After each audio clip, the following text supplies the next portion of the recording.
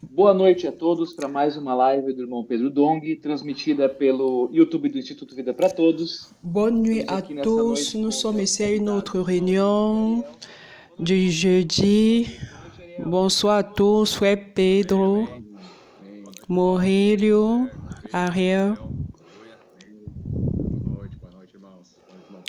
Quelle joie de vous avoir ici, au-delà de André qui est toujours ici pour nous aider. Et ici, Maurílio et Ariel, quelque chose merveilleuse. Un live de plus, beaucoup de richesse du côté de Foz d'Iguaçu. Dieu est en train de montrer beaucoup de révélations.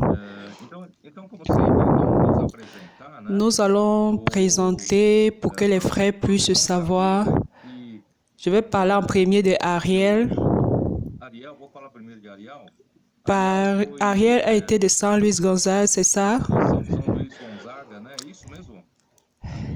J'ai connu Ariel au travers de son témoignage, du témoignage de son épouse, un jour à São Paulo. Je crois que c'était le 6 décembre 2020. Je parlais, Dieu a donné une révélation d'encourager les frères qui ne parvenaient pas à croître en vie. Ils étaient en doute, ils disaient si le Seigneur venait aujourd'hui, ils ne feront pas partie de ce que le Seigneur trouvera travaillant. Et le Seigneur lui a donné l'a éclairé, tel que nous avons vu à Matthieu, que ce n'est pas l'état de maturité, mais c'est l'état de maturité, de faire la volonté de Dieu, de prendre soin des brebis, de prêcher l'évangile du royaume, de prendre soin des personnes. C'est le moment où le Seigneur, quand il reviendrait, il nous trouvera en train de faire des choses ainsi. Et c'est quelque chose qui était très fort de ce couple Ariel. Et pratiquement, il vivait une vie du Seigneur au point de sauter même étant sur le sofa.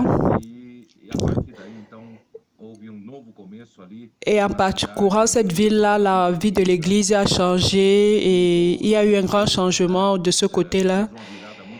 Et quand nous avons présenté le travail du côté de Force, en présentant le travail qu'ils ont déjà fait avec les adolescents, le travail est devenu autre chose. Est-ce que tu ne peux pas un peu nous raconter cette histoire, Ariel?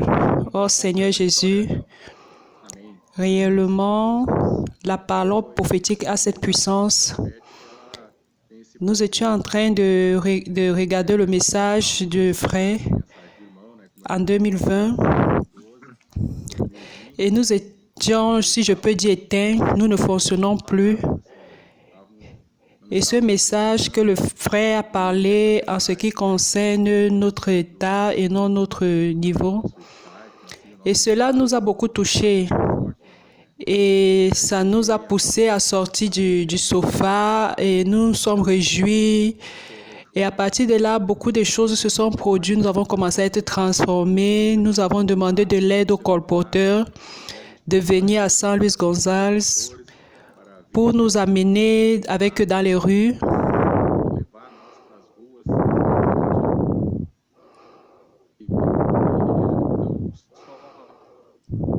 Nous, ce n'était pas une question d'avoir seulement la parole, même nous voulions également pratiquer cette parole, mettre en pratique le puis-je prier pour vous. Et ça a été quelque chose de grand à l'église de São Luís Gonzaga. Ça a été une bénédiction pour nous. Et sortir de cette vie de l'église avec la joie, le bonheur, et en faisant le but pour lequel le Seigneur avait déposé, le fait que le Seigneur ait parlé de la parole prophétique, et à suivre cela ainsi, ça a changé non seulement ma vie, mais la vie également de plusieurs autres frères dans la région. Et les gens ont vu cela. Seigneur Jésus.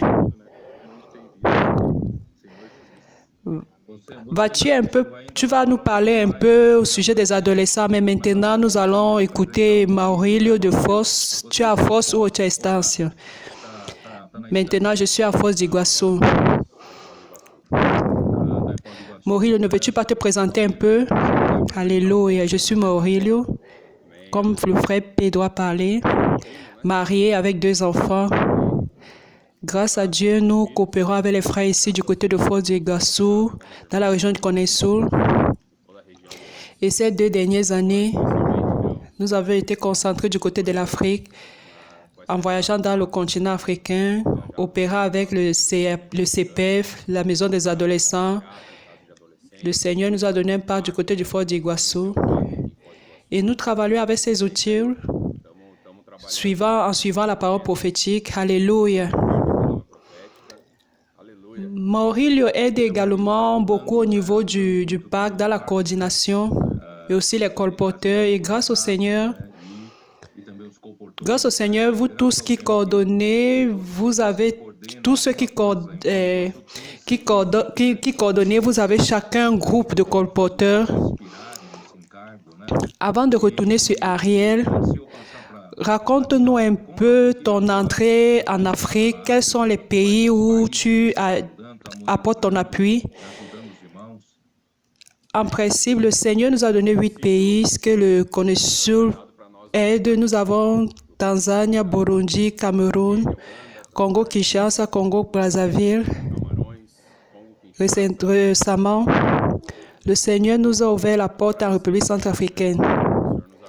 Et les frères du Congo sont allés là pour pouvoir ouvrir cette porte. Et maintenant, nous entrons en Guinée équatoriale. Dernièrement, nous avons beaucoup voyagé du côté de Kenya. Nous sommes allés à Mozambique, Madagascar, en Afrique du Sud. J'ai voyagé pour ces pays-là et nous avons vu également que la parole est en train de faire l'œuvre à ces endroits-là. Et personne n'empêche cette eau-là de couler. Et j'étais au Kenya, je suis revenu le 7 du mois de mai, le dernier voyage que nous avons eu là-bas. Et c'est vraiment merveilleux ce que le Seigneur est en train de faire là-bas. Et nous, comme dans tout autre pays où nous sommes approchés, la première chose, c'est que nous aidons les frères avec les cellulaires pour pouvoir accompagner de près, suivre de près la parole prophétique. Parce que c'est un point important où nous sommes en train d'aider les frères là-bas avec. Et aussi, une bonne nouvelle, c'est que le Congo a libéré le visa pour les Brésiliens pour pouvoir aller là-bas. Avant, c'était difficile, mais ça a été libéré la semaine dernière grâce au Seigneur. La lettre d'invitation a été libérée et le processus du visa également.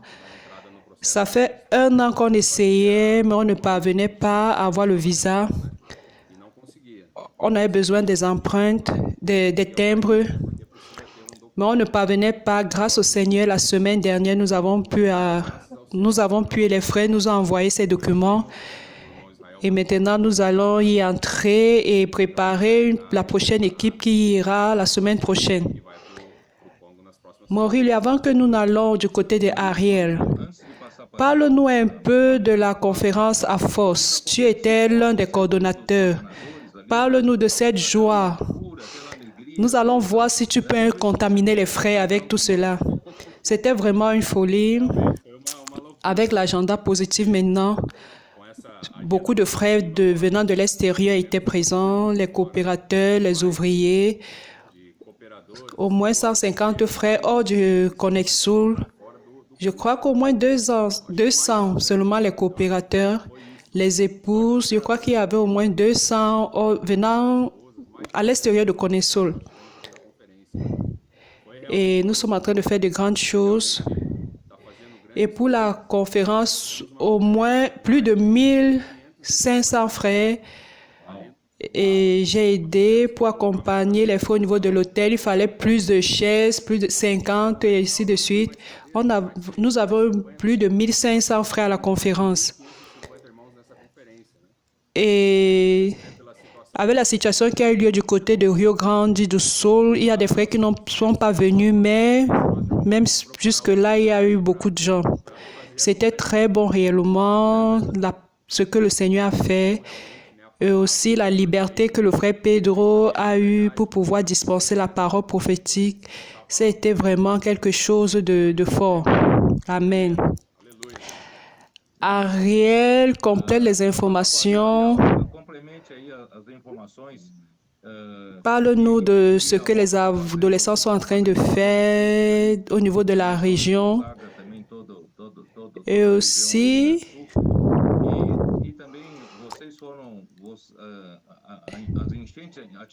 est-ce que l'eau vous a atteint là?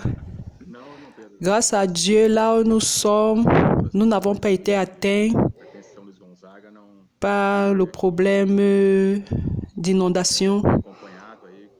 Il y a les frères qui sont en train d'aider du côté de Porto Alegre.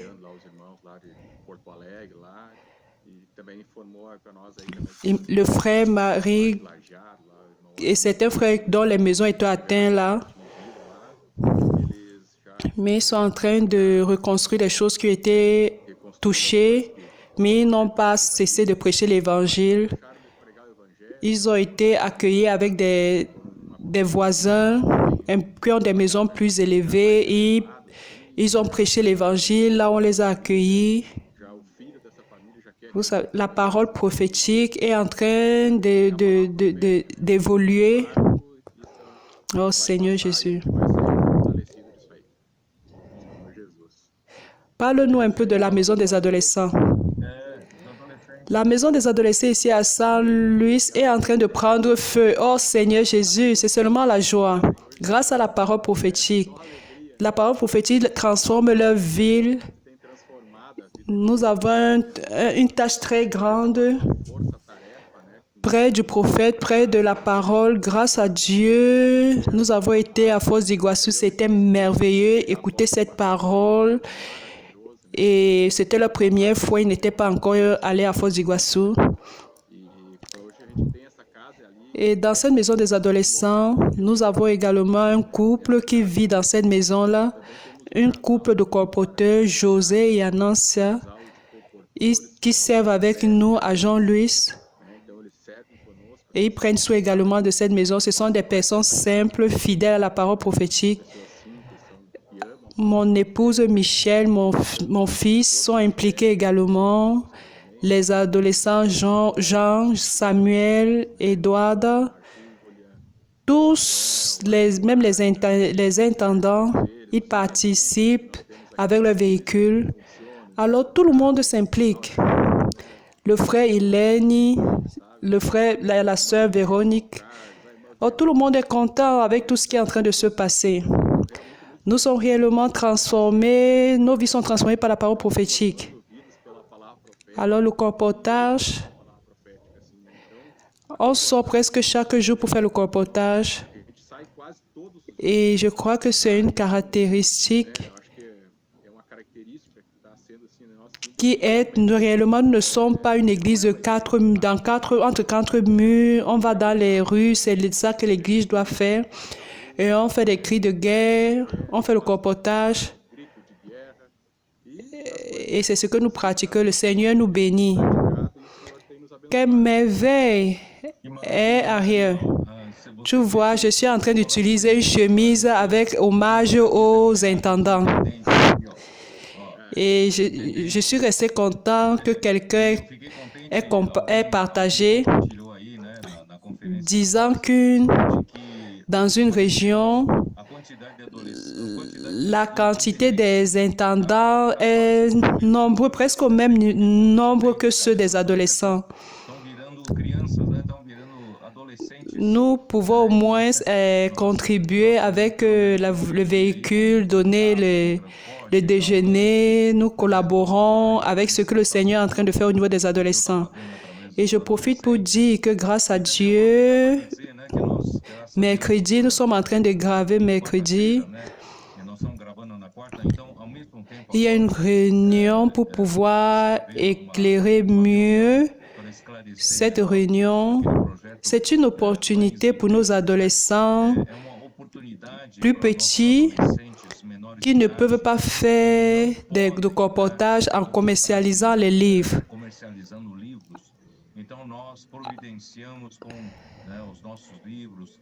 Et nous devons, les livres que nous avons déjà utilisés, nous allons donner aux frères pour qu'ils lisent. Donc, on doit mettre sur ces livres-là les timbres pour les dons. Alors, nos adolescents ont l'opportunité d'aller dans les rues, faire du colportage et offrir des livres.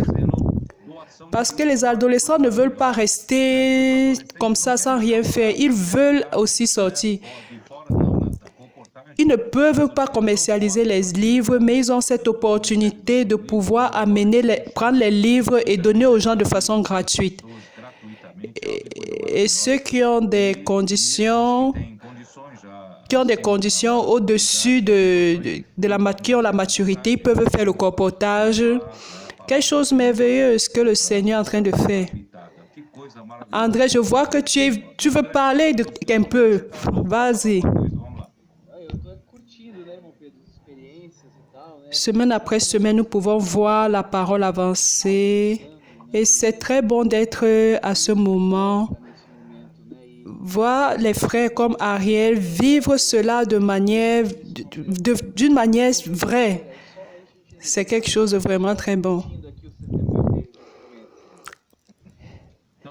J'espère que les frères savent que nous sommes en train de graver ça mercredi et il sera libéré jeudi à 20h pour faciliter les équipes qui sont formées par les équipes telles que les intendants, les adolescents, qu'ils puissent aller dans une maison à regarder ensemble et pouvoir se réjouir ensemble en écoutant cette parole.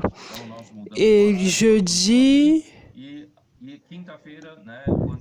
quand nous allons retransmettre ce live, je serai dans un avion en voyageant pour l'Europe. J'irai d'abord en Allemagne parce qu'il y aura une conférence là-bas.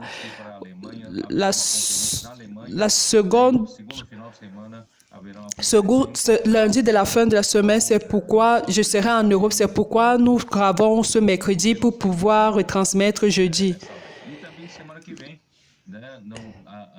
La semaine qui vient, nous allons essayer de faire une gravation avec les frères le lundi pour pouvoir transmettre cela le jeudi à l'heure normale.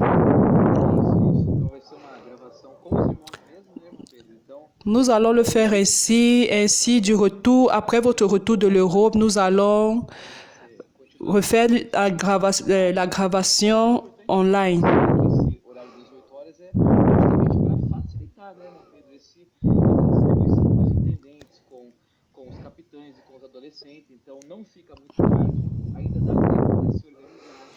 Dans les maisons, par exemple, les gens peuvent pratiquer les viens et voir, être avec des groupes de famille. Nous faisons ainsi afin de permettre également la logistique, le retour, pour éviter que les gens ne puissent suivre les lives très tard.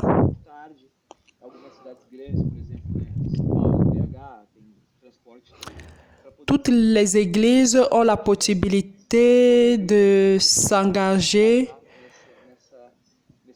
pour pouvoir avoir une revitalisation au niveau des groupes familiales avec les adolescents. C'est une autre façon de multiplier, un autre facteur de multiplication au niveau de l'Église. C'est bon que nous ayons un nouveau commencement avec tous les groupes familiaux, en invitant ces familles formées par les intendants, les capitaines, les adolescents, qui nous aident pendant nos jours de réunion, aider à pouvoir faire les viens et voir, et nous aider dans les réunions, tout en revitalisant les réunions avec l'immersion, les cris de guerre. Et je pense que le Seigneur, avec cela, a une manière de plus de pouvoir augmenter le nombre de personnes, confirmer cette personne. Parce que dans les groupes de familles, on gagne les familles. Et là, les familles sont déjà stabilisées dans les familles. Bon, nous allons commencer. Nous allons un peu ruminer le message 3, la difficulté affrontée par les apôtres. Les frères ont vu avant que nous entendions la parole. Je pense que l'esprit est préoccupé. La question de l'Église, nous devons comprendre que tout ce qui a eu lieu au niveau de la dégradation de l'Église dès les fins du 1er siècle, principalement au niveau du 2e siècle,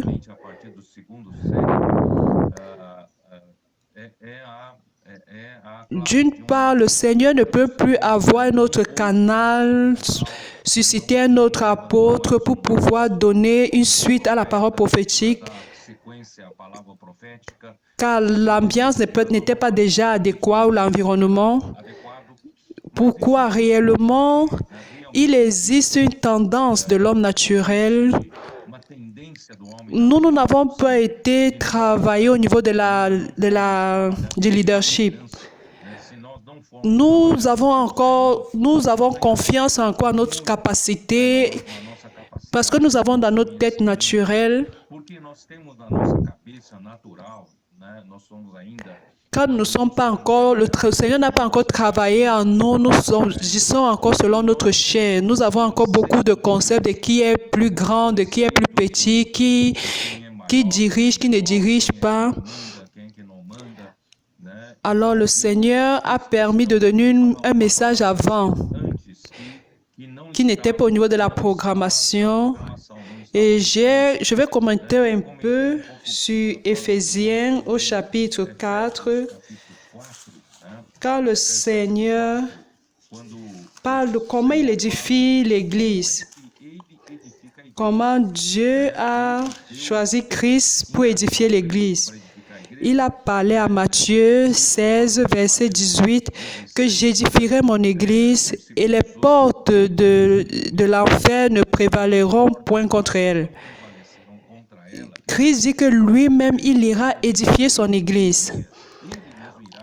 Comment Christ édifiera son Église? À travers sa mort et sa résurrection. Et ceci lui a permis, je vais le dire maintenant, celui lui a permis de donner des dons aux hommes.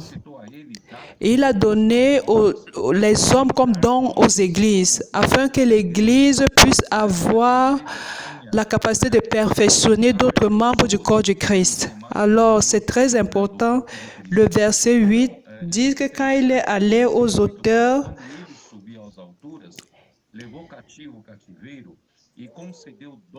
étant monté en haut, il a amené des captifs, il a fait des dons aux hommes.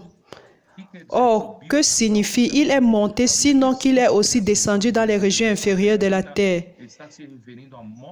C'est-à-dire, quand il est mort, il est allé dans les régions inférieures de la terre. Au verset 10, celui qui est descendu, c'est le même qui est monté au-dessus de tous les cieux, afin de remplir toutes choses. C'est très, très, très significatif. S'il faut détailler, ça permettra de parler d'un message. Quelle chose merveilleuse! La mort et la résurrection de Christ, ce n'était pas seulement quelque chose de figuratif. Réellement, il est mort, il a dû aller jusqu'aux régions inférieures de la terre, aux enfers. Et selon Éphésiens 2, verset 1, nous sommes déconnectés de Dieu. Genèse 2, 1, nous sommes déconnectés de Dieu. Nous sommes séparés du Seigneur. Le péché est entré dans le monde et tout le monde, tous les hommes ont été infectés par ce péché. Alors nous sommes passés à être morts par nos péchés et défauts. Nous étions dominés par la mort. Mais Christ, pour pouvoir édifier son Église, il allait nous tirer de là.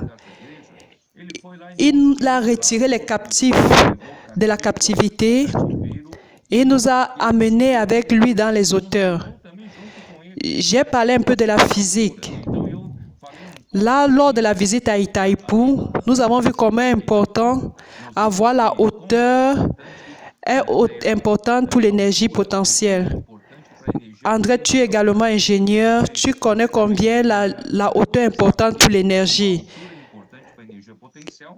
L'énergie potentielle, la masse fois l'accélération qui est multiplié par l'hauteur. Ça, c'est l'énergie potentielle et en fonction de l'hauteur. Quand la hauteur est grande, c'est pourquoi Christ a été élevé selon Éphésiens 2.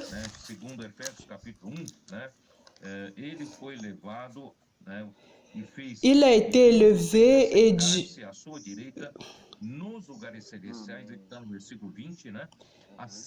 Dieu l'a élevé au-dessus de tout et l'a fait asseoir à sa droite dans les lieux célestes au-dessus de toute domination. Éphésiens 1, 20, 21. Nous étions morts à nos péchés et il nous a tirés de là pour nous amener dans les régions célestes. Et cela est confirmé à Éphésiens 2, 6. Et nous a fait asseoir ensemble dans les lieux célestes en Jésus-Christ. Il nous a élevés jusqu'à là après la résurrection pour que nous soyons avec lui dans ces lieux célestes. Ce sont des lieux plus élevés que cet univers. Je ne prends pas référence à la physique, à la sphère physique, mais spirituellement. Au-dessus de toute autre autorité qui se peut mentionner. Avec cela, vous êtes au niveau très élevé et à ce niveau très élevé, vous êtes capable de remplir toutes choses. Je prends une illustration très facile pour que les frères puissent comprendre. Quand vous mettez une cuve d'eau au-dessus de votre maison, c'est pourquoi? C'est parce que vous voulez que cette cuve d'eau puisse remplir tous les récipients, tous les canaux où l'eau passe dans la maison. C'est pourquoi la cuve est placée au-dessus de la maison. Alors, il est monté là-haut pour pouvoir remplir toutes choses. Alors, c'est ce que je voudrais montrer aux frères. Que dans l'Église, la question est de laisser que le fonctionnement de l'Église, laisser que Christ puisse remplir tous les membres de l'Église. Et remplir tous les coins de l'Église. Remplir avec quoi? Avec la réalité. Parce que Dieu est l'unique vrai Dieu et Christ est la vérité. Et Christ, en nous remplissant, il est en train de nous remplir avec la vérité. Et cette vérité est en train de nous sanctifier. Jean 16. Sanctifie-les par la vérité parce que ta parole est la vérité. Donc ça, c'est le travail de Christ, nous remplir de la vérité pour pouvoir sanctifier l'Église. Et ceci, c'est le conseil de l'Église. C'est ce que je voudrais montrer aux frères. Je suis allé à Matthieu 18. Là-bas, l'on parle de la question des adolescents. Matthieu 18.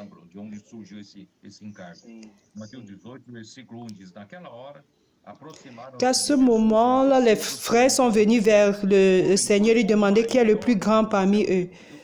Nous, c'est pour dire que nous, dans notre concept naturel, nous pensons que dans l'Église, c'est une question de qui est plus grand, qui est plus petit. Celui qui est plus grand, c'est celui qui envoie les autres, qui dirige les autres. C'est celui qui envoie la pluie.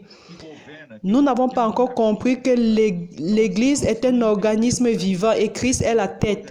Et lui qui est le point le plus élevé, il veut nous utiliser pour remplir toutes choses.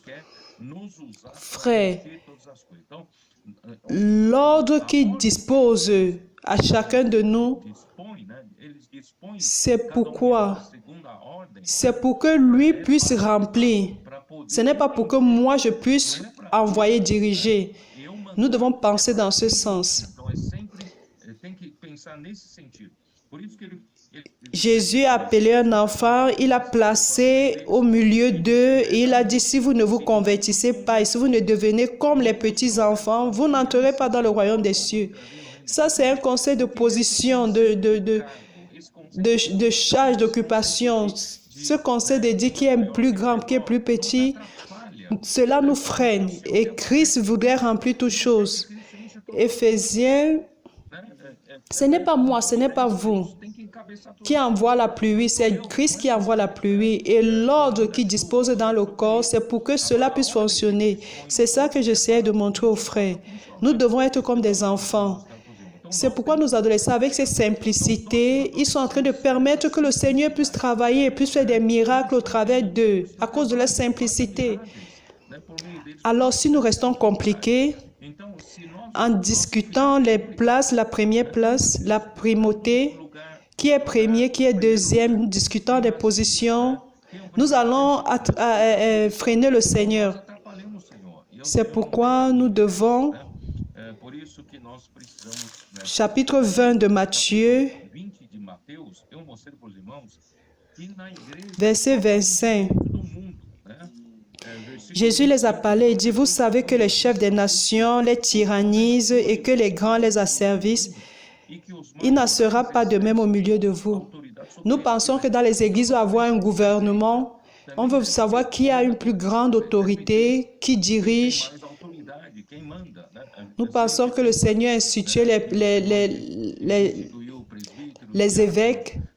On pense aux positions pour avoir l'autorité, pour envoyer les autres, pour diriger les autres.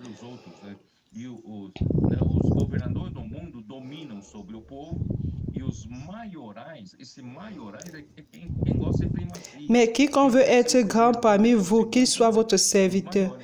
Le verset 26, il dit, il n'en sera pas de même au milieu de vous. Entre vous, au niveau de l'Église, ce n'est pas ainsi, au contraire. Mais quiconque veut être grand parmi vous, ça c'est le problème, frère.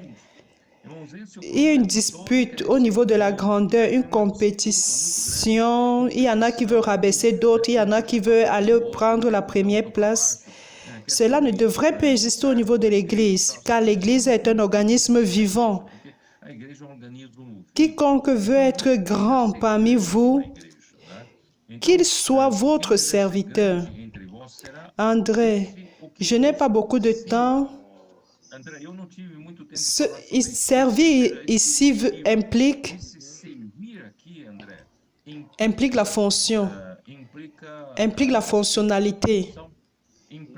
À l'Église, ce n'est pas un concept de position, c'est un concept de fonctionnalité. Je dois fonctionner. Pourquoi je dois fonctionner, André? Je n'ai pas fonctionné pour être plus grand. Je dois fonctionner pour que Christ puisse remplir toutes choses. C'est dans ce sens. Je vais lire rapidement le chapitre 23. Verset 8 dit, « Mais vous, ne vous faites pas appeler Rabbi, car vous n'avez qu'un maître. » Nous n'avons pas d'hiérarchie entre nous. Nous n'avons pas de positionnement au milieu de nous. Nous traitons tous, nous appelons tous des frères. Car c'est un fait que nous sommes tous des frères. Ça ne veut pas dire que dans l'Église, il n'y a pas d'ordre. Il y a bien de l'ordre dans l'Église. Au niveau de mon corps, ici, il y a un ordre, mais je veux prendre soin. J'ai parlé dans le passé. J'ai dit qu'il n'y a pas de hiérarchie, mais il y a de l'ordre. Mais parfois, on utilise cette excuse pour établir une hiérarchie de manière camouflée. Quel est cet ordre? Comment s'établit cet ordre? Comme j'ai déjà dit, c'est pour servir. Cet ordre, c'est pour servir. Celui qui est plus grand doit être celui-là qui vous sert. Il doit servir d'une manière plus grande. C'est pour cela que j'ai dit, André, c'est comme le Seigneur voudrait remplir toutes choses. Comme si le cœur voudrait bomber le sang dans tous les membres du corps du Christ. Il bombe il envoie le sang par quel membre en premier? Il envoie cela au niveau des artères. Il n'y a pas de conseil de position. Cette artère, il a la fonction de « je vais servir tout le monde ». C'est celui-là qui vous sert. Plus tu sers, plus tu es le plus grand. Plus tu as une grande fonctionnalité, c'est une fonctionnalité pour que Christ puisse remplir toutes choses. Je crois que maintenant c'est plus clair. Après, viennent les autres artères. Après, il y a les artères secondaires. Et cela va se distribuer dans toutes les parties du corps. Éphésiens 3, après les versets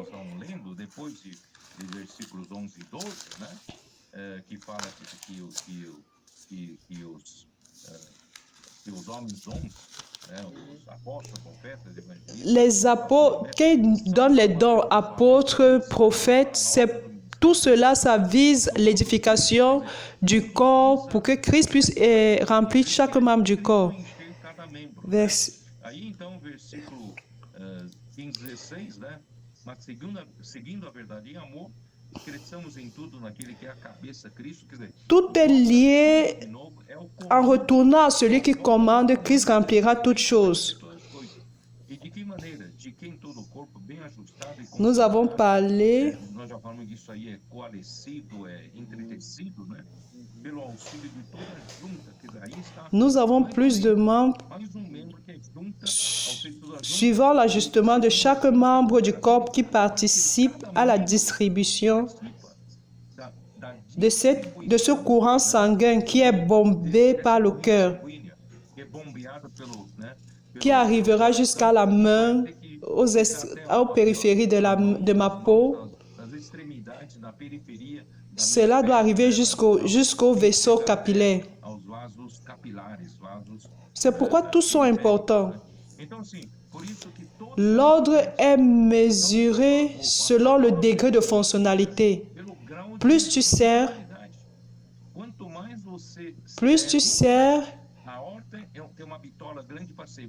c'est pourquoi le Seigneur a mis en premier les apôtres, après les prophètes. C'est selon la fonctionnalité. Il n'y a plus une question de discussion de position. Je crois que je dois laisser que les frères puissent partager un peu. Amen, frère Pedro, très bon. Je vois que ce n'est pas une question d'hiérarchie, mais c'est une question de fonctionnement du corps. Et ça reste clair pour nous maintenant que le Seigneur au-dessus de tout, il veut faire converger toutes choses en Christ. Ceci montre que le Seigneur est le chef et nous sommes les membres de Christ et nous avons besoin de fonctionner. Et j'ai trouvé intéressant lors de la conférence que frère a dit personne ici n'a une chaise privée, nous sommes ici pour fonctionner. Et c'est vraiment cela. Nous voyons le modèle au niveau des adolescents. Ils ne sont pas assis là devant parce qu'il y a une plaque disant adolescent X ou Y. Ils sont là-bas pour l'amour à la parole. Ils sont là-bas pour la circulation de la vie. Le Seigneur est là pour pouvoir diriger l'Église. Et nous sommes ici pour servir. Et nous devons avoir cet aspect de servir, de fonctionner et exécuter tout ce que le Seigneur est en train de dire. Et cette exécution vient selon la direction de Christ au travers de la parole prophétique. Alléluia. Alléluia. À mesure que cette parole nous remplit, on va gagner plus en ce qui concerne Christ et Christ pourra fonctionner dans le corps. Plus je me remplis de cette parole. Ici, nous sommes en train d'expérimenter cela avec les adolescents. Ils sont proches de cette parole. Ils font l'immersion, la transcription. Ils ne sont pas là statiques. Ils veulent aller dans la rue, ils veulent prêcher l'Évangile. Ils font cette prédication de l'Évangile dans leurs écoles également, donnant leur témoignage. Ils font l'immersion avec leurs collègues pendant les heures creuses. Et à travers cette parole, nous voyons que le Seigneur est en train de nous remplir. Il est en train de diriger toutes choses. Le Seigneur est au-dessus de tout cela. Et la parole peut arriver à tous les membres. Et ça, c'est une libération pour nous. Nous n'avons pas besoin de charge, de position, mais nous voulons servir. Et ça, c'est un modèle que le Seigneur nous a donné. Nous devons servir, nous sommes les frères, nous devons nous servir les uns les autres. Frère Pedro, j'ai essayé de noter plusieurs choses. Je crois que c'est une nouvelle révélation. C'est la fonction. L'être humain a cette capacité de vouloir se comparer avec les autres.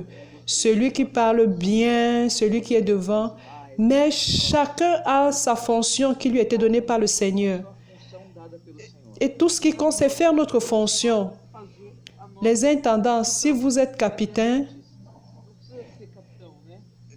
les capitaines n'ont pas besoin d'être adolescents. Les vaillants hommes de David, chacun de nous avions une fonction. Le frère Pedro a dit, nous sommes en train de parler d'un degré et non pour gagner un prix, mais c'est que Christ puisse nous remplir en fonction de la fonction que nous avons. C'est pour que c'est très important pour comprendre que Christ est passé par tout ce qu'il est passé pour pouvoir remplir toutes choses. Quelque chose de très merveilleux que j'ai perçu, il est plus grand dans le degré de service. Mais encore, il reste un membre du corps. C'est une fonction qui est harmonisée. Souvent, l'être humain veut se séparer, il voudrait être reconnu au niveau de la parole finale, mais sur une autre partie du corps, il pense qu'il n'est rien, qu'il pense que ce n'est pas important. Ce n'est pas de ça qu'il s'agit. Chacun de nous doit servir le corps. C'est pourquoi le Seigneur est allé dans les lieux les plus bas de la terre, en enfer. Il y a beaucoup de choses ici, là, mais pour ne pas interrompre ce qui est en train d'être dit, je crois que c'est une nouvelle révélation au-delà de ce que nous avions déjà au niveau de la compréhension du corps de Christ. Chacun a sa fonction. Je pense qu'avec cet exemple du cœur, des artères principaux et les périphéries, les vases capillaires, je pense que l'œuvre que Dieu veut que Christ puisse faire, c'est pouvoir remplir toutes choses avec lui-même, avec la vérité, avec la vie et la nature de Dieu, pour que réellement Christ puisse diriger toute l'Église. Maintenant, si nous retournons à Zacharie 4, cette figure-là,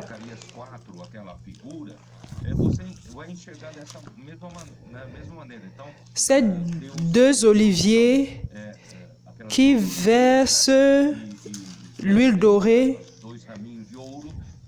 qu'il va faire passer cette huile, on peut dire au niveau du territoire, l'Église est encore en train de vivre sur cette terre, a besoin de ces deux tubes d'or. Le cœur envoie le sang au niveau de l'altar qui envoie au niveau des deux becs dorés, qui va au niveau de ce récipient, ce vase. Et ce vase est le groupe de serviteurs qui fonctionnent comme des artères secondaires principaux. Et ils vont passer cette huile à travers les 7 tubes à l'Église. Et à l'Église, nous avons chaque partie, chaque membre, jusqu'au vase capillaire. Notre fonction est de distribuer Christ. Ce n'est pas pour notre position, ce n'est pas pour que nous soyons un gouverneur. Ce qui gouverne, c'est Christ. Nous ne sommes que des membres pour distribuer Christ. Membro para distribuir Cristo. Quanto mais bitola, né, eu tenho. Plus je dois servir, plus je sers, plus j'ai de fonctions. Ça, c'est l'ordre. Mais função eu tenho. Então essa é Grâce au Seigneur, chaque fois c'est plus clair. ficando cada vez Quand le Seigneur Jésus était sur terre, E o Senhor Jesus, quando ele esteve na terra, il a expérimenté le rôle de canal. o papel do canal, né? Dieu était sa source Deus era sua et Satan toujours voulait empêcher l'homme de pouvoir comprendre, recevoir le canal de Dieu. receber. Ce n'est pas différent aujourd'hui. E não Au temps de Pierre, quand Pierre est devenu le canal distributeur, le principal canal distributeur de la parole de Dieu, principal canal distribuidor da palavra de qui Deus, venait de Christ pour la distribution, de Cristo, bien qu'ils étaient 12 apôtres, c'était pour Pierre celui qui parlait, c'était le porte-parole. Sa parole então ele, a était le canal qui distribuait Christ, qui dispensait la parole. Cette parole était dispensée dans la vie des personnes. as pessoas. Et ça, c'est quelque chose de merveilleux. Il a ouvert la porte Maravilhoso. au chapitre 10 des Actes des Apôtres. Il a ouvert la porte aux païens. Ele voltava para Jerusalém, Ceux-là qui étaient de la circoncision, da circuncisão, já passaram a arguí-lo, né? Porque você entrou ils ont commencé avec les problèmes disant que tu es entré dans la maison des incrédules, tu ne devrais même pas y entrer. deveria ter entrado. Cela a commencé à... C'était un début des empêchements. L'homme ne reçoit pas de manière simple, avec liberté, ce qui vient du Seigneur. Plus au chapitre 15 des Actes des Apôtres, De Atos, nós mostramos que aí os que começaram a insurgir, alors les sacrificateurs ont commencé à surgir, qui se sont convertis dans la foi, mais ce concept de la loi qu'ils avaient en eux n'a pas permis qu'ils puissent se libérer de cela et accepter la liberté de la foi en Christ. aceitar a liberdade da fé, Et ils ont commencé à começaram parler au sujet de la liberté que Paul avait pour libérer la parole. Et à partir de là, nous pouvons voir que la fonction de Pierre a disparu dans la Bible. ver que a função de Pedro desapareceu na Bíblia. Desapareceu na Bíblia. E só foi aparecer Après le chapitre 15, l'Église a été mentionnée quand Paul, lors de son troisième voyage à Jérusalem, acte 21, il n'a pu rencontrer Pedro ni Jean, mais seulement Jacques. Ce n'est pas Jacques apôtre qui avait été utilisé par Hérode, mais c'est Jacques, le frère de Jésus. Il est devenu un conseiller. Il est devenu un conseiller entre la foi et le judaïsme. Alors la pratique du judaïsme à Jérusalem l'ont exalté et les apôtres ont disparu. Quand Paul était à Jérusalem lors de son troisième voyage, il n'a rencontré aucun des apôtres là-bas, seulement les évêques, ceux qui dirigeaient à Jérusalem, qui dirigeaient avec Jacques. Et tous ceux qui avaient adhéré à la foi, qui étaient zélés pour la loi, ils parlaient avec zèle pour la loi et c'était une grande faille. Ils ont fini par mettre fin à la fonction de Pierre. Jérusalem a mis fin à la fonction de Pierre pour pouvoir parler comme canal de Dieu. Alors Paul est allé vers les païens, les gentils, et la grâce a commencé à couler. Mais les judaïsants, ceux qui parlaient, des juifs qui parlaient du judaïsme à Jérusalem, ils ont couru vers Paul, partout où Paul allait et qu'il engendrait une église, eles iam lá para pregar o il passait là-bas pour dire qu'il faut pratiquer la loi de Moïse, la circoncision pour être sauvé. para ser salvo. Pas seulement ce que Paul disait. Então, isso Et ainsi, les Juifs sont entrés, les autres messages sont entrés sur la généalogie, sur les mythes, sur les histoires du passé, sur les patriarches. Beaucoup de conversations tal, muita conversa, qui n'exécutent pas l'œuvre de Dieu. não executa Non content de tout cela, toutes les régions où Paul a a engendré des églises, c'était des régions de l'ancienne Grèce que era da qui pratiquaient la culture grecque. que praticava Et c'est une culture de démocratie. grega era a cultura Et les Grecs ont permis e que les philosophes de chaque ville de la Grèce os aient filósofos em cada la liberté de parler de ses idées, cidade para de prêcher sa ligne philosophique.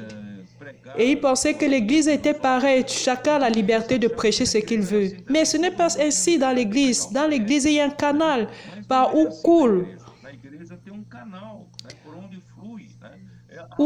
où coule ce qui sort du cœur. Ce n'est pas où chacun apporte sa parole. Que cada vai trazer a sua, Et c'était difficile que l'Église puisse comprendre cela. né? Era difícil Et cela créait la confusion dans la tête des personnes. a confundir a cabeça, né, das pessoas e os judaizantes acabaram contaminando. Et ces Juifs ont commencé, ceux qui pratiquaient la culture, le judaïsme ont commencé à agir au niveau du peuple des Galates. Para solapar Paulo, para isolar, né, os crentes Et ils commençaient à dire des choses pour empêcher que le peuple de Galate puisse recevoir les paroles qui venaient de Paul. de Cristo. Et ça, c'est le travail de l'ennemi. Então, esse é o trabalho do inimigo, né? Et Paul, à 2 Corinthiens, a parlé avec beaucoup de tristesse. Com muita tristeza. On l'a traité comme un trompeur à cause du travail de ceux qui étaient là pour dévier le peuple, Paulo, né, foi tido como pour pouvoir tromper le peuple. enganador, né? Et pourtant, Paul était le seul qui parlait la vérité. Ele é o único que falava. Et ceci pour montrer aux frères Isso para que ce travail irmãos, esse qui a eu lieu et qui a permis la dégradation de l'Église, c'est pourquoi aujourd'hui nous devons aller contre cela, fermer toutes les brèches et arriver à la manière dont Dieu travaille. Alors Christ veut remplir toutes choses. Il a un canal sûr, il a l'artère, il a d'autres artères principaux, secondaires, pour pouvoir soutenir tous les autres. Il y a d'autres serviteurs. En dehors du serviteur qui apporte la parole prophétique, nous avons les coopérateurs, plusieurs frères qui sont des serviteurs, qui sont des prophètes, qui sont en train de distribuer ce qui vient de la tête. Ce n'est pas que chacun introduit sa pensée ou son opinion naturelle. C'est pourquoi le Seigneur est en train de nous bénir. Et aussi, nous sommes en train de souffrir pour cela. Mais nous n'allons pas désister. Nous irons jusqu'à la fin. Parce que c'est ainsi que nous édifierons l'Église en prêchant l'Évangile à toutes les nations. Amen. Quelle merveille pour la parole prophétique. Dieu identifie quel est le canal choisi par le Seigneur pour dispenser cette parole.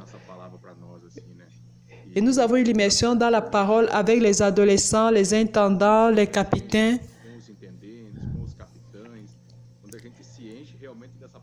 Nous faisons cela avec des oreilles sensibles, avec un ouïe sensible. Et nous ne laissons pas que notre parole puisse entrer.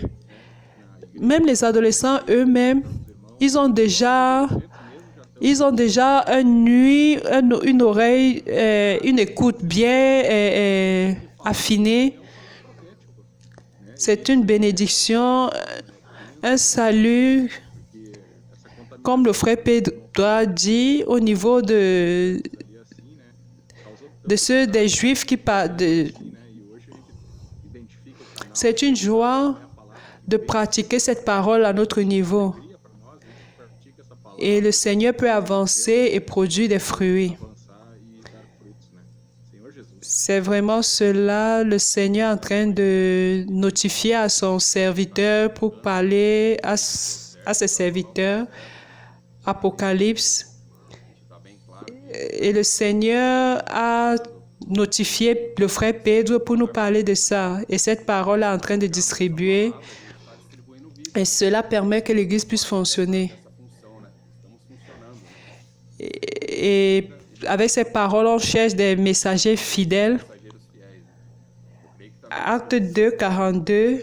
Il persévérait dans la doctrine des apôtres. Parce qu'aujourd'hui,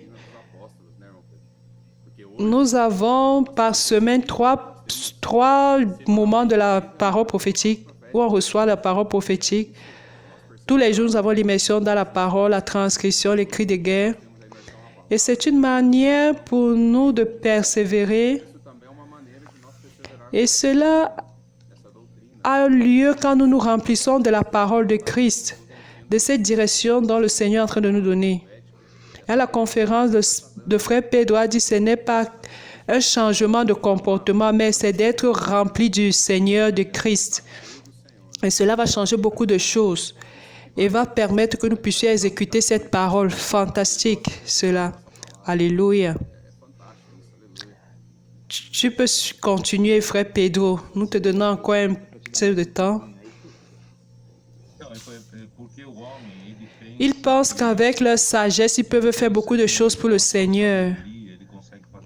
Mais c'était une tromperie depuis plusieurs siècles. Plusieurs serviteurs du Seigneur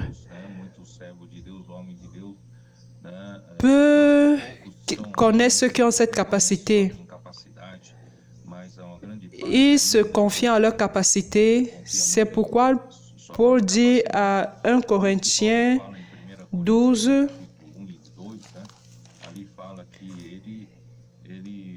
il dit qu'il était envoyé par Christ pour prêcher l'Évangile, non pas avec sagesse au niveau de la parole.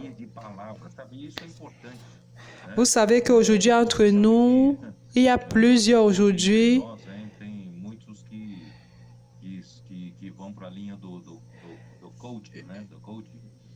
Je ne suis pas contre ceux qui suivent la ligne de pouvoir avoir leur entreprise au niveau de l'Église, au niveau des choses spirituelles.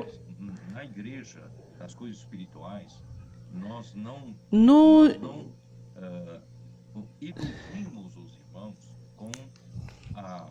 ne sommes pas ici pour pouvoir parler aux frères. Nous ne sommes pas ici pour tromper les frères au niveau du perfectionnement, au niveau du langage, au niveau de la sagesse, au niveau des paroles. Apprendre la technique, l'éloquence. Comment parler en étant comme quelqu'un à l'écoute. Nous ne sommes pas ici en vrai pour des techniques. Ce n'est pas notre ligne en fait. Apprendre des techniques artificielles pour pouvoir prêcher l'Évangile. Verset 18 dit que la parole de... Mais pour nous qui sommes sauvés, c'est la puissance de Dieu. La parole qui vient de Dieu a une caractéristique. Elle apporte la vie, elle a de la puissance et cela est très important.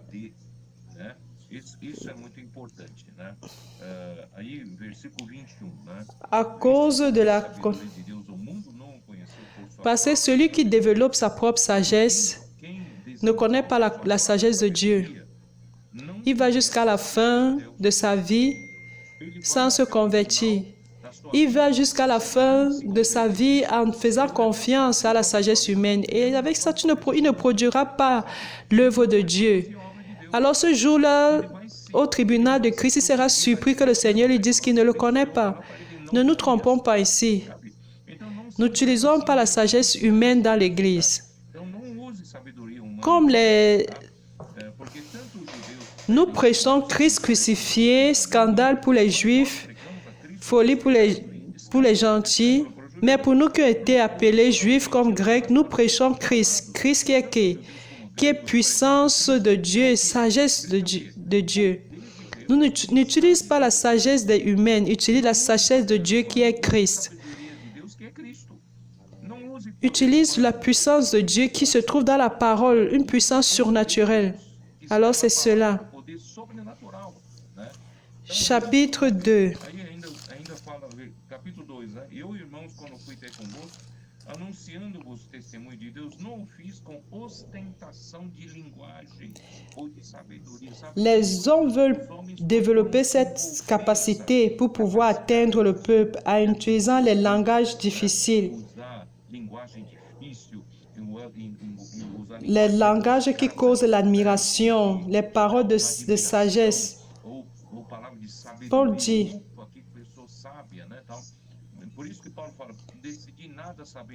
car je n'ai pas eu la pensée de savoir parmi vous autre chose que Jésus-Christ et Jésus-Christ crucifié. Christ est celui-là qui est monté aux cieux et c'est lui qui doit couler pour pouvoir remplir toutes choses. Ce n'est pas ma sagesse ni ma parole.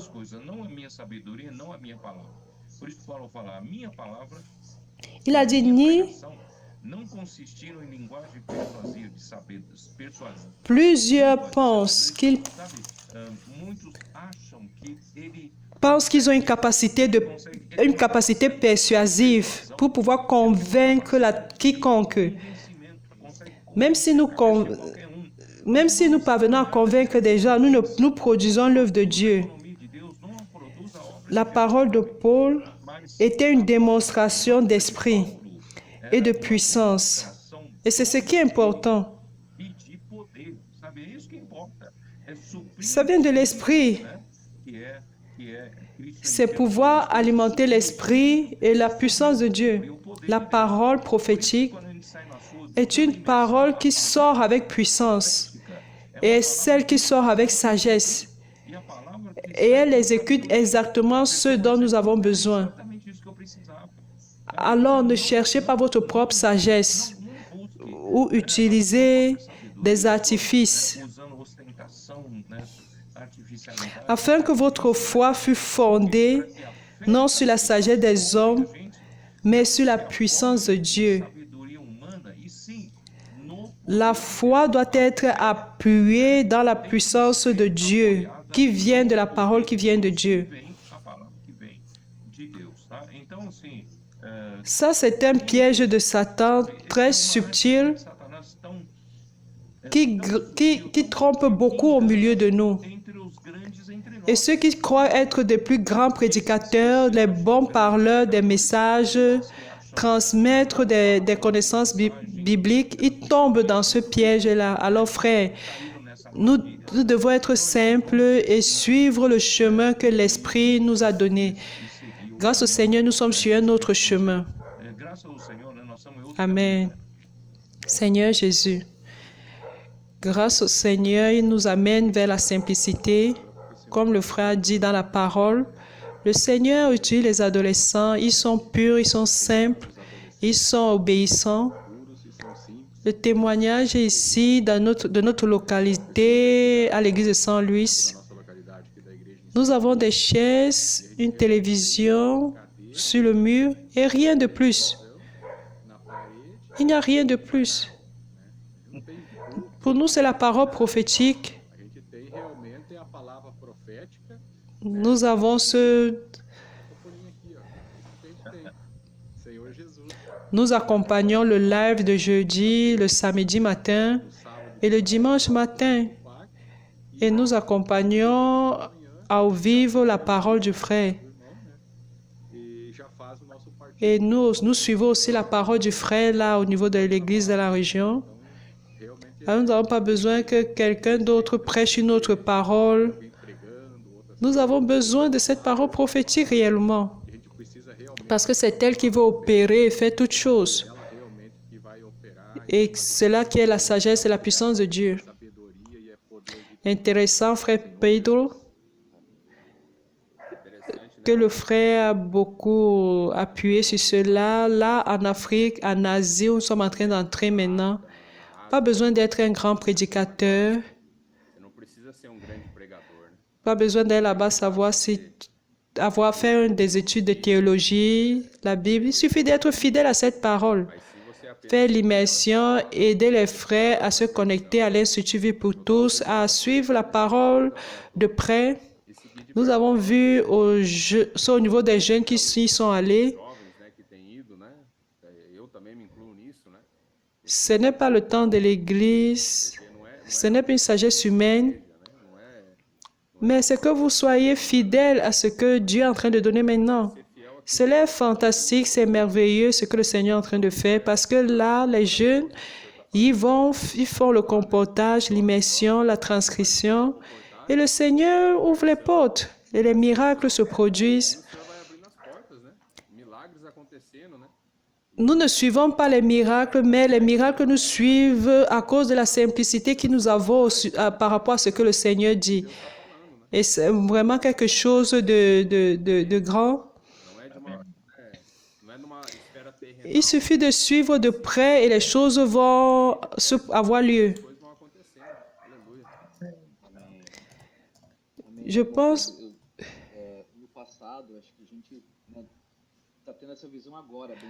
On disait dans les années passées que la parole de Christ, c'est quelque chose qui fait l'œuvre, qui a de la puissance et qui fait l'œuvre du Seigneur.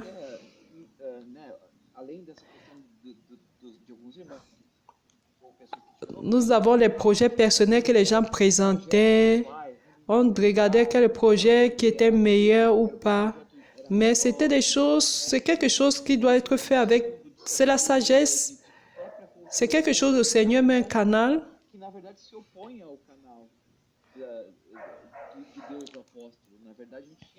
Et nous voyons aujourd'hui que nous n'avons pas besoin de tout cela. Nous avons seulement besoin de la parole prophétique qui est un commandement du Seigneur, de Dieu. Et cela fait l'œuvre de Dieu. Et tout le monde est en train de pratiquer, tu vois, Morilio. Et là, au dernier live, tout le monde en Afrique était en train de pratiquer cela. Tout le monde faisait la même chose. Tout le monde est fidèle à cela. Et nous pouvons voir ce qui est la puissance de Dieu. Paul, avec une préparation, il avait l'éloquence. Il avait été éduqué au pied de Gamaliel. Mais il a décidé de ne pas utiliser la manière avec laquelle il avait été formé. Sinon, les gens devaient s'appuyer sur les artifices et les autres devaient demander davantage d'artifices. Et cela ne produirait pas l'édification de l'Église. Jusqu'à aujourd'hui, on ne s'appuie pas sur les artifices, mais on s'appuie sur la révélation de la parole. Tout travaux, toute œuvre chrétienne basée sur la capacité humaine, sur la grande éloquence, savoir utiliser les techniques pour pouvoir émotionner la multitude, toute œuvre chrétienne basée sur ce type d'habilité humaine n'a pas eu de futur, n'a pas exécuté l'œuvre de Dieu, n'a pas abouti à l'économie de Dieu. Mais pourquoi faire cela? Seulement pour augmenter la célébrité d'un homme? Nous ne sommes pas ici pour cela. Nous sommes ici pour réellement faire la volonté de Dieu. Pour terminer, notre temps tire déjà à sa fin. Je ne pouvais pas laisser sans mentionner 2 Corinthiens 11. L'ennemi de Dieu est très subtil. Verset 3. Toutefois, de même que le serpent séduisit Ève par sa ruse, je crains que vos pensées ne se corrompent et ne se détournent de la simplicité à l'égard de Christ.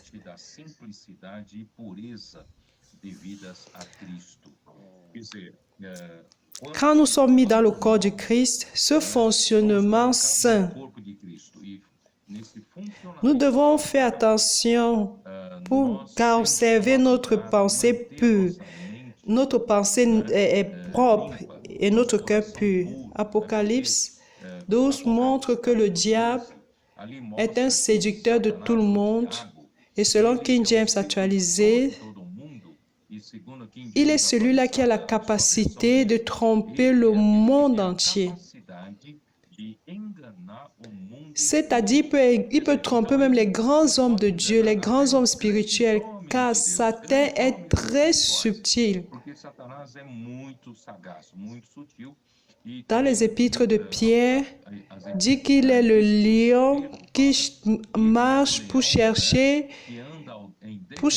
qui dévorer. Cette personne, le lion, généralement cherche ceux-là qui sont mis à l'écart, qui ne sont pas au niveau de toute la bande. Il cherche ceux qui sont mis à côté, ceux qui sont faibles, qui sont isolés de la communion. Alors, il va prendre ceux-là, il les isole, il corrompt les pensées. Et qu'est-ce qui se passe? Alors, cette personne perd la simplicité, perd la pureté due à Christ. Vous devez être prudent comme des serpents par rapport au niveau des choses mauvaises, pas par rapport à Christ. Avec Christ, nous avons besoin d'être simples. Plus nous sommes simples, c'est mieux. Nous ne pouvons pas permettre que Satan tire cette simplicité en nous. Comment est-ce que vous pouvez connaître que vous êtes en train de perdre la simplicité? C'est quand vous commencez à être critique, quand vous commencez à avoir beaucoup de failles au niveau de plusieurs personnes, quand vous commencez à écouter plusieurs paroles de la mort, et plus vous écoutez, plus vous mourrez spirituellement. Et cela, paraît-il en ce moment que vos yeux sont en train de s'ouvrir, vous voyez tellement de défauts au niveau des autres personnes. Et c'est ce qui s'est passé quand Adam et Ève ont mangé l'arbre de la connaissance du bien et du mal, et leurs yeux se sont ouverts. Et cette ouverture des yeux, c'est la pensée corrompue. Alors, nous ne devons pas perdre cette simplicité due à Christ. Et un autre point où je vais terminer rapidement, c'est cette question. Certains disent que les apôtres vont dans les villes, engendrent l'église, les évêques, ils déposent pour pouvoir prendre soin de cette église. Et les apôtres n'ont plus d'autorité sur cette église-là. Non, ce n'est pas la vérité. Les églises, selon que j'ai lu dans le message, dit que Paul prêchait la même parole de l'économie de Dieu dans toutes les églises. Et cette parole circulait entre les églises. Il encourageait les églises, par exemple, l'église à Colosse, à pouvoir amener cette lettre-là à Laodicée. Et cette même lettre qui était lue à Colossiens, à Colosse, était lue également à Laodicée.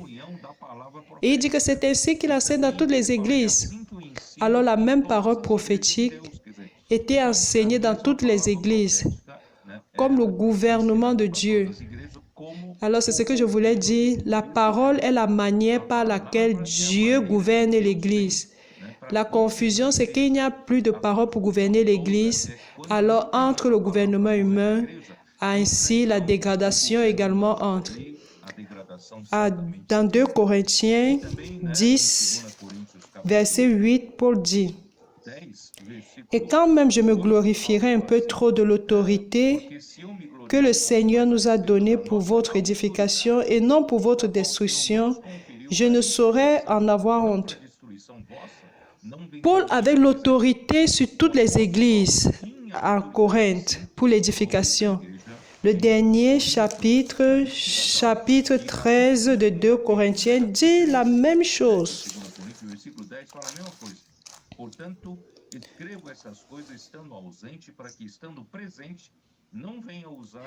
C'est pourquoi j'écris ces choses étant absent, afin que présent, je n'ai pas à user de rigueur selon l'autorité que le Seigneur m'a donnée pour l'éducation et non pour la destruction. Oui, l'apôtre a l'autorité au niveau des églises, mais pour l'édification. Alors ce mensonge que Satan a essayé d'implanter dans l'église, c'est pour pouvoir freiner le gouvernement de Dieu dans l'Église au niveau de la parole prophétique. Et c'était ça cette manière de faire. Mais le Seigneur est en train de restaurer et je crois que ça, c'est le chemin sûr pour amener le Seigneur pour l'éducation de l'Église et pour la prédication de l'Évangile du Royaume dans toutes les nations. Maintenant, c'est à vous. Amen, Seigneur Jésus. Amen pour cette parole. Aujourd'hui, nous avons la même parole. Seigneur Jésus, c'est la même lettre qui était lue là-bas à Foz do Iguaçu. C'est ça qui est lu ici à São Luís. Nous pouvons voir que c'est réellement la même parole. Dieu a identifié un canal. Et nous savons quelle est cette parole. Et nous nous réjouissons de cette parole. On parlait du 19e siècle de la dégradation. Après 19e siècle de dégradation, aujourd'hui nous sommes avec cette parole. Nous sommes en train de voir ce miracle de nos yeux. Nous vivons ces gouttes de rosée que le Seigneur a donné qui nous aide à restaurer les églises. Nous vivons aujourd'hui cette vie de résurrection dans la vie de l'église. C'est merveilleux. C'est merveilleux, Seigneur Jésus. Alléluia. C'est ça. L'Église doit persévérer en fonction de la parole prophétique que le Seigneur a donnée et nous devons exécuter cela. Le Seigneur a restauré, il est en train de restaurer son gouvernement au travers de la parole prophétique. Nous sommes en train de vivre aujourd'hui le retour du Seigneur. Nous faisons partie de l'Église à Philadelphie. Et c'est ça, nous allons persévérer sur cette voie de commandement. C'est cette direction que le Seigneur est en train de nous donner. Frère Pedro, avec ce dernier point, l'apôtre n'est pas en train d'occuper les plus des églises. Ce sont le frère Pedro allait à Foz do Iguaçu. Combien de pratiques nous pouvons avoir durant tout ce qui s'est passé là, durant la conférence à Foz do Iguaçu?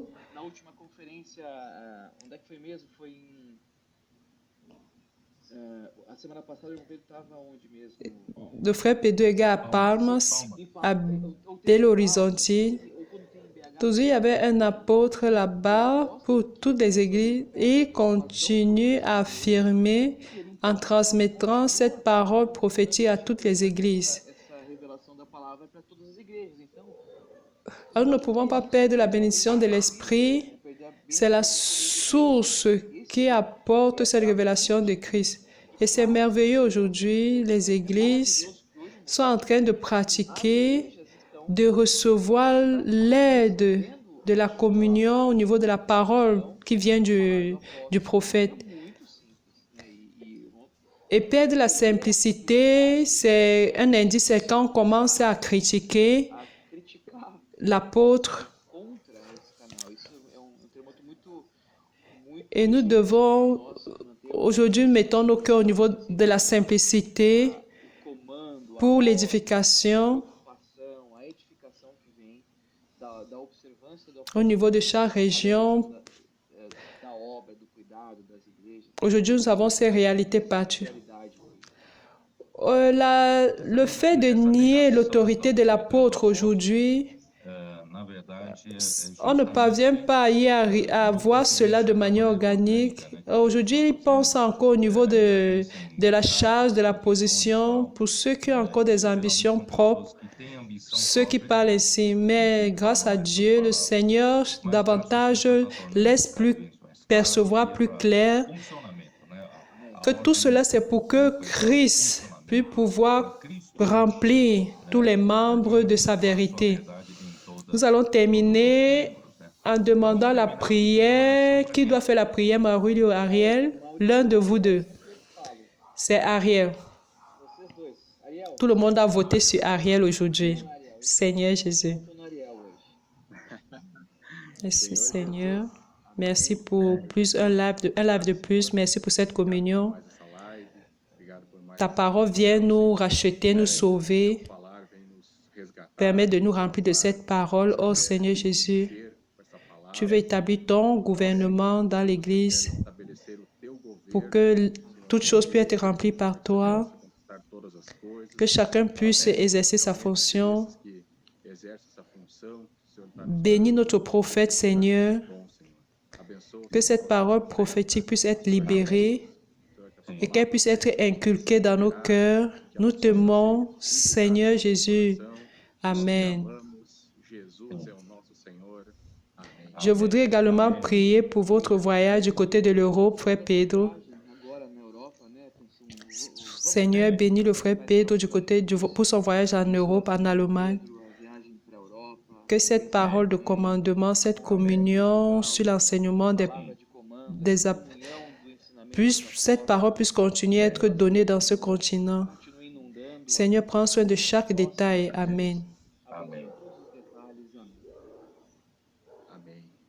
Amém. Amém.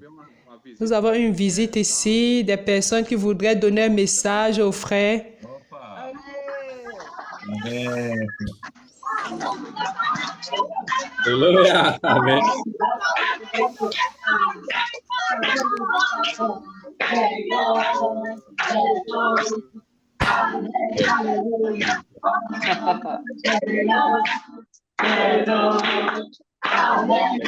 Aleluia. Amém. Amém. Ótimo. Amém. Muito Boa noite a obrigado, todos. irmãos. Boa noite para todos. Amém. Obrigado, irmão Pedro. Obrigado, Amém. Maurílio. Obrigado, Amém. irmão. Tchau. Tchau. Amém, irmão.